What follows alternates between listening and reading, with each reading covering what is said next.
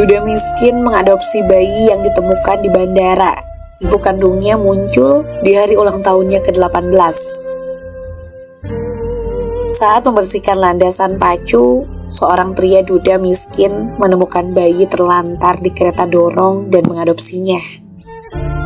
16 tahun kemudian, pada hari ulang tahunnya yang ke-18, segalanya menjadi rumit ketika ibunya muncul di depan pintunya dan merebutnya kembali.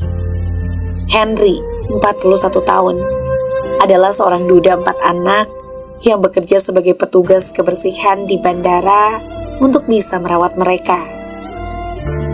Karena dia hidup dari gaji ke gaji, uang terkadang sangat ketat dan Henry kesulitan memenuhi kebutuhan. Untungnya atasan Henry cukup baik hati untuk menyumbangkan pakaian dan mainan anak-anak mereka yang kekecilan untuk anak-anak Henry. Dan istri mereka juga sering mengirim makanan. Karena Henry menolak menerima uang, mereka mencari cara lain untuk membantunya. Suatu hari setelah pesawat mendarat, Henry sedang menyapu landasan ketika dia menemukan kereta dorong bayi yang ditinggalkan. Dia berhenti untuk melihat dan menemukan seorang gadis yang tampaknya berusia sekitar 2 tahun tidur dengan tenang di dalam. Bagaimana bisa seseorang begitu terburu-buru dan meninggalkan anak mereka di sini? Tanyanya melihat sekeliling. Tidak ada orang dewasa di sekitarnya. Dan dia bertanya-tanya bagaimana staf mengabaikan kereta dorong di landasan. Dia dengan lembut mendorong kereta dorong ke kantor keamanan, di mana staf memanggil polisi. Saat polisi keluar, Henry memutuskan untuk kembali bekerja. Tetapi saat dia akan pergi, gadis itu mulai menangis, memaksa Henry untuk tetap tinggal. "Mama di mana?" kata gadis itu menangis dan dengan panik menggeser kereta dorongnya ketika dia mencoba menemukan ibunya di antara kerumunan di bandara. Henry memeluknya untuk menghiburnya. "Ibumu akan segera datang, sayang," katanya. "Jangan khawatir." Akhirnya gadis kecil itu berhenti menangis. Tetapi dia memandang ibunya dengan mata penuh kerinduan. Mata Henry juga tertuju pada kerumunan. Tetapi dia tidak melihat seorang wanita pun datang ke arah mereka. Beberapa menit kemudian, petugas datang dan pengumuman dibuat tentang gadis yang hilang. Tetapi tidak ada wanita yang muncul untuk mencari anaknya. Ketika polisi bertanya tentang orang tuanya, anak sekecil itu tidak bisa berkata banyak. Pada saat itu, Henry tahu dia tidak bisa meninggalkan gadis itu sendirian. Sebagai seorang ayah, dia semakin menyayanginya. Meskipun dia tahu itu akan sulit, dia memutuskan untuk menerimanya. Dia mengatakan kepada petugas polisi bahwa dia memiliki 4 anak dan bersedia merawat gadis itu. Petugas polisi awalnya enggan. Tetapi setelah memeriksa ID-nya dan mengumpulkan lebih banyak informasi tentang dia, mereka mengizinkannya untuk membawa pulang gadis itu untuk malam itu. Kantor kesejahteraan anak akan menjemputnya keesokan harinya. Henry setuju. Dalam perjalanan pulang, Henry berhenti di toko kelontong untuk membeli makanan dan membeli popok untuk gadis itu. Di rumah, anak-anak Henry tidak sabar untuk bertemu dengan mereka. Gadis itu tampak bahagia. Malam itu Henry dan anak-anaknya makan bersama gadis kecil itu. Dan salah satu anaknya membacakan cerita-ceritanya sampai dia tertidur. Saat dia tidur nyenyak, Henry tidak bisa mengalihkan pikirannya darinya.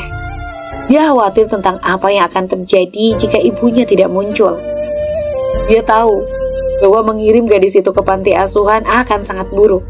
Jadi dia mulai mempertimbangkan kemungkinan untuk mengadopsinya. Dan keesokan paginya dia yakin. Tetapi ketika layanan anak tiba keesokan paginya, pekerja sosial itu enggan membiarkan gadis itu bersamanya. Hanya setelah berjam-jam bersuasi, mereka setuju untuk merawatnya. Tetapi dengan satu syarat. Dia pertama kali diberi status orang tua asuh dan harus lulus pemeriksaan latar belakang yang dia lakukan. Berbulan-bulan berlalu dan sayangnya penyelidikan polisi tidak membuahkan hasil. Ibu gadis kecil itu tidak ditemukan. Jadi Henry akhirnya mengadopsinya. Dia menamakannya Blessy karena dia percaya dia adalah berkah. Sedikit yang dia tahu tentang masalah yang menunggunya. Henry dan anak-anaknya menuju Blasi. Anak-anak membantunya mengganti popok Blasi dan bahkan memberi makan dan memandikannya secara bergiliran. Setiap hari, Blasi dengan cepat menyesuaikan diri dengan keluarga Henry. Bos Henry telah menaikkan gajinya sehingga keuangannya dalam kondisi yang lebih baik, dan dia bisa merawat anak-anaknya dengan lebih baik. Setelah beberapa tahun, dia ditawari pekerjaan yang lebih baik dengan gaji yang lebih tinggi. Segalanya tampak berjalan baik dalam kehidupan Henry, sampai ketukan tak terduga di pintu pada ulang tahun Blasi yang ke-18 mengubah segalanya. Di depan pintunya berdiri seorang wanita dengan pakaian mahal dan sepatu hak stiletto yang mengkilap. Hatinya tenggelam ketika dia melihat betapa miripnya dia dengan Blasi. "Henry Pet, saya Elian Morales. Anda membawa putri saya 16 tahun lalu dan saya di sini untuk membawanya kembali. Saya akan memberi uang sebagai gantinya," katanya. Henry merasa seluruh dunianya runtuh di sekelilingnya. "Kamu datang ke sini untuknya. Kemana saja kamu selama ini? Keluar sebelum aku memanggil polisi. Itu tidak ada hubungannya dengan uangmu." Wanita itu mulai tertawa dan Henry kewalahan oleh kekasarannya. "Oh, Henry, tidak apa-apa. Jangan terlalu kesal tentang itu. Dengar, aku tidak berpikir jernih saat itu. Aku belum siap untuk menjadi ibu. Kehidupan seorang wanita tidak hanya tentang anak-anak. Sekarang aku ingin dia kembali." "Kembali?" Henry menjawab. "Dengarkan, putriku bukanlah barang dagangan yang bisa kamu tinggalkan kapanpun kamu mau, dan kemudian datang ke sini untuk menjemputnya. Saya secara hukum mengadopsinya dan dia tidak ada hubungannya dengan Anda." "Baiklah," katanya. "Bagaimana kalau kita membuat kesepakatan di sini? Anda menjaganya dan saya menyimpan uangnya. Dia akan mewarisi 3 juta euro dari mendiang suami saya, dan saya menginginkan semuanya untuk diri saya sendiri. Dia bisa menemani saya ke firma hukum dan menandatangani kontrak, dan kemudian dia dipersilakan untuk kembali. Itu alamat pengacaranya," katanya sambil menyerahkan kartu nama itu. "Kunjungi dia dan dia akan menjelaskan semuanya." Henry kaget. Untungnya Blasi tidak ada di rumah ketika Aileen datang berkunjung, sehingga semuanya berakhir di pintu dan Aileen pergi. Tetapi kemudian malam itu, ketika Blasi pulang, wajahnya yang pucat memberinya firasat bahwa ada sesuatu yang salah, dan dia akhirnya harus menjelaskan semuanya kepadanya. "Ayah, aku tidak akan pergi kemanapun dengannya. Kamu adalah keluargaku. Kenapa kamu tahan dengan ini?" "Oh, aku tidak tahu, sayang. Dia hanya menginginkan uangnya. Rupanya ayahmu meninggalkan sesuatu yang sangat besar untukmu, dan dia menginginkannya. Dia meninggalkan detail kotak pengacara." Blasi menangis. "Bagus. Dia meninggalkanku dan sekarang dia mengejar uangnya. Baiklah, aku tidak akan memberinya sepeser pun, tapi aku akan menemui pengacaranya." Blasi ingin tahu lebih banyak tentang ayahnya karena dia hanya memiliki sedikit ingatan tentang ayahnya, dan bertanya-tanya apakah pengacara dapat membantunya.